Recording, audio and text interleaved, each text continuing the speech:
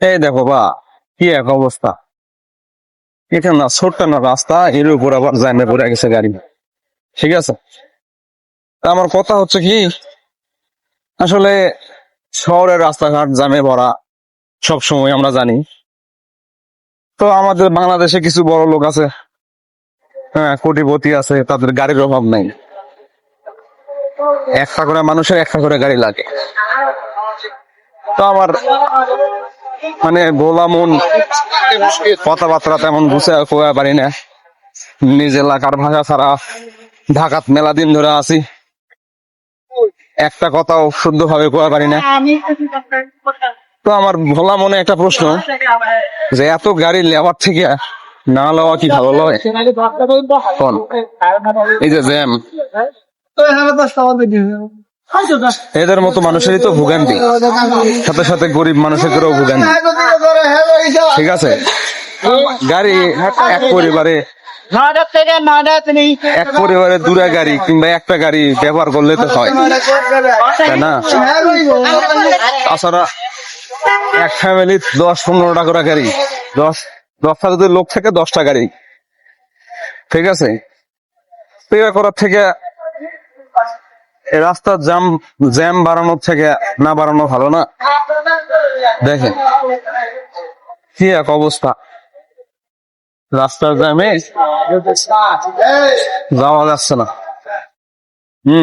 কি এক পরিস্থিতি না, এর মধ্যে বৃষ্টি মিষ্টি, এত মানুষ। ঢাকা শহরে কিন্তু মানুষের অভাব নাই, মানুষ যে কটা গাড়ি সেই কটা। তাহলে বলেন কিভাবে যাবে? মারা দিবে নাকি? বাপ রে বাপ, কঠিন এক অবস্থা, দেখতে পাচ্ছেন। হ্যাঁ, অবস্থা খুব জটিল। এই ভাই আসতে রে বাইরে। ঠিক আছে, যাই হোক, যারা বড় লোক আছে তাদেরকে বলতেছি, আপনারা একটু যদি ই করতেন তাহলে খুব ভালো হতো না? হ্যাঁ, ফ্যামিলিতে 10টা মানুষের জন্য 10টা গাড়ি, এটা না করে যদি দূরে থেকে 3টা করেন তাহলে তো অনেক ভালো হয়। তো যারা আমার এই ভিডিওটা দেখবে, এই পাশে আর কোনো জ্যাম নাই, ওই জায়গায় সব জ্যাম ওই জায়গায়। হ্যাঁ, তো যাই হোক, বড় লোক যারা আছেন আমার কথায় কষ্ট পেলে কষ্ট নিয়েন না, পরে কবিন যে আই দেয় এত বড় একটা কথা কোনো। যাই হোক, আমি কবার চাইনি, গাড়ি ঘুরি দেখে মনে পড়লো তাই কয়া দিন।